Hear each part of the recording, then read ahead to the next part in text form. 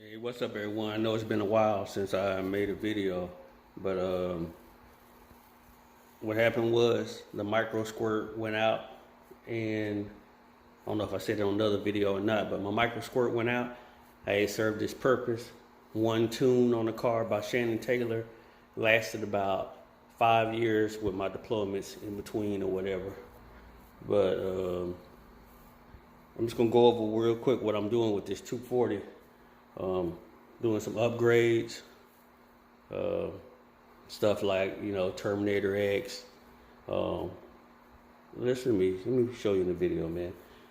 And I'll show you a little bit about the car, because I know I probably didn't go in depth with it. All right, everyone. Yeah, okay, here's the 240. It's taken apart on wheel dollars and everything. But let's go over real quick on the 240, what I got going on real quick. Try to make this video as short as possible. I hate long videos. But if you go back here, you can see my fuel pump, my 16-gallon fuel cell, and my Holley pre-filter. Most of my fittings are Red Horse. Never had an issue with them, so I'm gonna keep using them. I know some people say they had an issue with them, but I've never once had an issue with my Red Horse. Here is my 241 heads. Stock rockers with the comp cam training upgrade. Here's my ARP head studs. This was the old engine that came out. Of course, it didn't have that pan on it. Had the Canton pan on it, and it's just a Gen 4 block. Nothing special about it. I'm using Holley mounts for the 240. Nothing wrong with it. Just tuck it out real quick and to put a new motor in. Here's the Canton pan. This is why I like the Canton pan. Unlike some companies, I literally looked inside their oil pan and they had door hinges. I'm not gonna name the company, but it is what it is. I'm not gonna put an oil pan that literally has door hinges welded into it. This is my clutch, getting ready to put it back in. It's the clutch. It's a LS1 setup with CDO9 splines. It's a Spec 3 Plus. Never had a problem with it slipping. Only bad part about it is it's either on or off. There's no in between. It's hard to slip the clutch and all the other stuff when you're trying to take off. Here is my new motor. It's a Gen 3 block. Just a regular 5.3, nothing special. It has diamond pistons. Has K1 rods and a K1 crank in it. And it has studs. It's studded. The main studs all the way down. ARP. Of course, I'm using a lot of Brian Tooley stuff. Now, if you never heard of this company, they make something like a Collins adapter, and it's like $50 cheaper. And I think that's just the pilot bearing bushing. And they do everything that Collins does for slightly cheaper. Take it for what it's worth. Here's my LS6 intake with Deca 80-pound injectors with the Holley reel. But I will be going to 160-pound injectors because I'm running E85.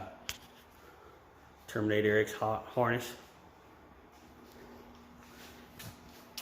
Here is my turbo mount. Got to clean that up. I didn't have a lot of space at the time because I had the engine in the car when I was turboing it, and I was too lazy to pull it out, or I didn't want to. Chase base radiator tuck system with the fitting for the steam vent at the highest point of the radiator, and I'm only using the rear steam vents. My solid mounts.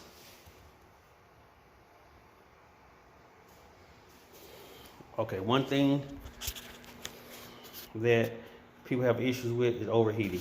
I have pusher fans, and they're flex light, and they work great on this setup. I drive an hour away to Cars and Coffee in Nashville, never get over 180, 190 degrees. McGrady intercooler, my oil relocation kit. If you plan on running Corvette accessories, you can still get the silky line All you gotta do is take the end off of it, and it will bolt straight into the Corvette accessories.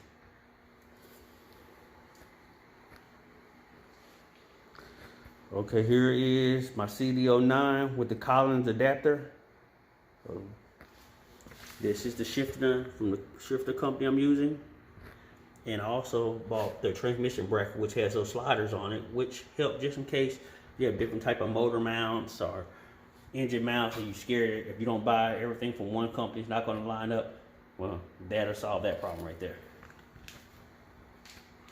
Of course, remote bleeder. Here's my turbo kit. S475 cast wheel, T4 flange, tile 38mm wastegates, which I will be redoing because I believe I was spiking the 21 PSI because they're not with the flow of the exhaust. So I will cut those off or cap them off and then re-weld some more flanges and probably bring them up towards the engine bay and put it into the downpipe. Of course, I just have truck manifolds. Just flip down and forward. But that's pretty much it in a nutshell. I'll get this thing put back together here shortly. I mean, not much else to say. I believe I have my blow-off valve is a Turbo Smart, if I'm not mistaken, or a Precision. I wish I had it ready and accessible. Oh, yes I do. Turbo Smart Race Port. But I will be putting everything back in the car here shortly. Just trying to get back into it. I had some unmotivating time, so the 240 will be coming back together here shortly. Try within the next couple of weeks. I'll be waiting on the video. So now you know exactly what's going on. With the 240, I try to make some videos as I'm beginning to put this thing back together, but I'm not good at the big video vlogging, blogging, or whatever the hell they call this stuff. But just be prepared. You see what I got going on. I appreciate you viewing this little video. If you have any questions, hit me down below and I'll try my best to answer them. You know, sometimes YouTube don't send me a notification or something to that nature. But as you can see, support the Army. I'm 101st at Fort Campbell. Support Brian Tooley. Because, man, I get so many parts from them guys and it never fails, man. But until next time, I'll try to upload another video here shortly of things I got going on. Peace.